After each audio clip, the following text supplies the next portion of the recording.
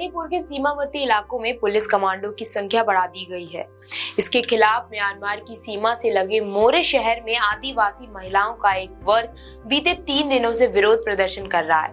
आदिवासी संगठनों कुकी और committee on tribal unity मतलब COTU ने दावा किया है कि शहर में इम्फाल घाटी से ज्यादा पुलिस कर्मियों को तैनात किया जा रहा है। इससे शांति भंग हो सकती है।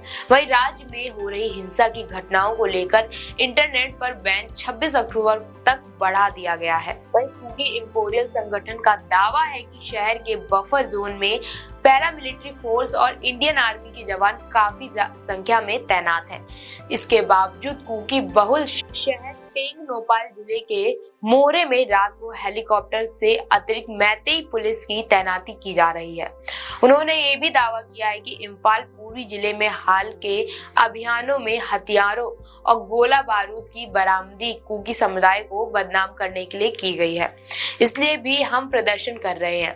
वहीं सैन्य अधिकारियों का कहना है कि असम राइफल्स के एक कमांडेंट और अन्य सुरक्षा अधिकारियों ने पिछले कुछ दिनों में प्रदर्शनकारियों के साथ कई बार बातचीत की, लेकिन इसका अभी तक समाधान नहीं हुआ। दिल्ली के एक कोर्ट ने पुलिस से हथियार लूटने वाली भीड़ से संबंधित एक मामले में आरोपी को असम की अदालत में पेश करने के लिए CBI को रिमांड दे दी है।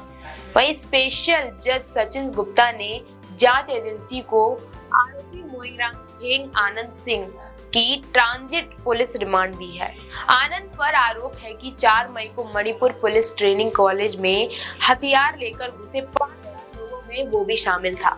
उसके नेतृत्व में भीड़ ने बड़ी संख्या में हथियार लूटे थे।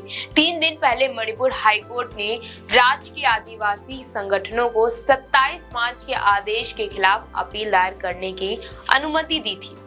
आदेश में राज्य सरकार को निर्देश दिया गया था कि वह मैतेई समुदाय को ST दर्जा देने के लिए सिफारिश भेजे।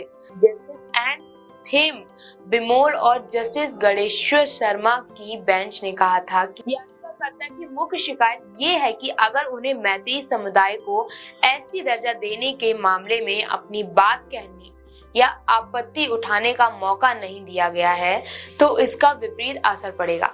वहीं मणिपुर में पिछले 4 महीने से चल रही जातीय हिंसा में अब तक 180 से ज्यादा लोग मारे गए हैं, 1100 से ज्यादा लोग घायल हैं। वहीं 8172 आगजनी के केस सामने आए हैं, जिनमें 4786 घरों और 386 धार्मिक स्थलों को जलाने और तोड़फोड़ करने की घटनाएं शामिल है।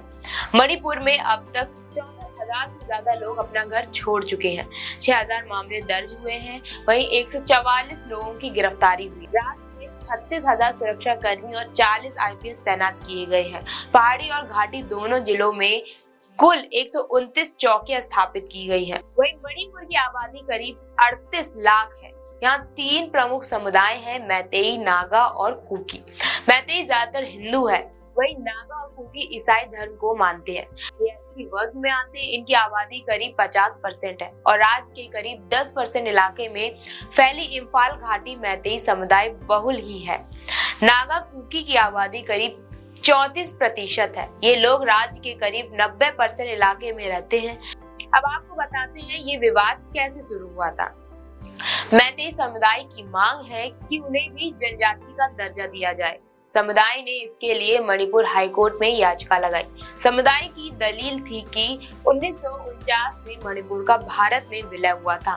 उससे पहले उन्हें जनजाति का ही दर्जा मिला हुआ था। इसके बाद हाईकोर्ट ने राज्य सरकार से सिफारिश की कि मैतेई को अनुसूचित जनजाति में शामिल किया जाए। मैतेई का तर्क क्या था, अब आपको ये बताते। वहीं मैतेई जनजाति वाले मानते हैं कि सालों पहले उनके राजाओं ने म्यांमार से कुकी को युद्ध लड़ने के लिए बुलाया था। उसके बाद से स्थायी निवासी हो गए। इन लोगों ने रोजगार के लिए जंगल काटे और अफीम की खेती करनी शुरू कर दी थी। इससे मणिपुर ड्रग तस्करी का ट्रायंगल बन गया है। यह सब खुलेआम हो रहा है। उन्होंने नागा लोगों से लड़ने के लिए आर्म्स ग्रुप बनाया। आप बताते हैं नागा कुकी विरोध में क्यों है। बाकी दोनों जनजाति मैतेई समुदाय को आरक्षण देने के विरोध में है। इनका कहना है कि राज्य की 60 से 40 विधानसभा सीट पहले से मैतेई बहुल इम्फाल घाटी में है। ऐसे में ST वर्ग में मैतेई को आरक्षण मिलने से उनके अधिकारियों का बंटवारा होगा। ये सियासी समीकरण क्या है? मणिपुर के 60 विधायकों में से 40 विधायक मैतेई और 20 विधायक नागा कुकी जनजाति से हैं। अब तक 12 सेंटीमीटर से 2 ही जनजाति से रहे हैं। मणिपुर में रविवार को कुकी समुदाय के युवक को जिंदा जलाने का वीडियो सामने आया है। इंडिजिनस ट्राइबल लीडर फ्रंट मतलब कि ITLF के प्रवक्ता ढिंडिया ने ये वीडियो शेयर किया है। उन्होंने कहा है कि वीडियो मई का है, लेकिन ये अभी सामने आया है। वहीं 3 मई 2023 के मणिपुर में हो रही हिंसा 5 महीने बाद नए मोड़ पर है। शुरुआत में मैतेई समुदाय CM बीरेन्द्र सिंह और सरकार का खुलकर सपोर्ट कर रहा था, अब वो खिलाफ में है। वजह 17 साल की लड़की और 20 साल के निजाम जीत की हत्या है। मणिपुर में हर गिरफ्तारी सबूत के आधार पर की गई है।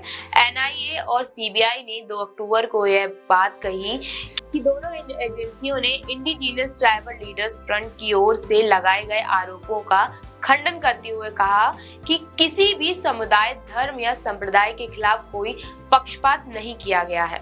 इस वीडियो में आज के लिए इतना ही। वीडियो आपको कैसा लगा मुझे कमेंट करके बताइए। वीडियो को लाइक, कमेंट, शेयर करना ना भूलिएगा। देखते रहिए मेरे साथ न्यूज़ 1 टुडे।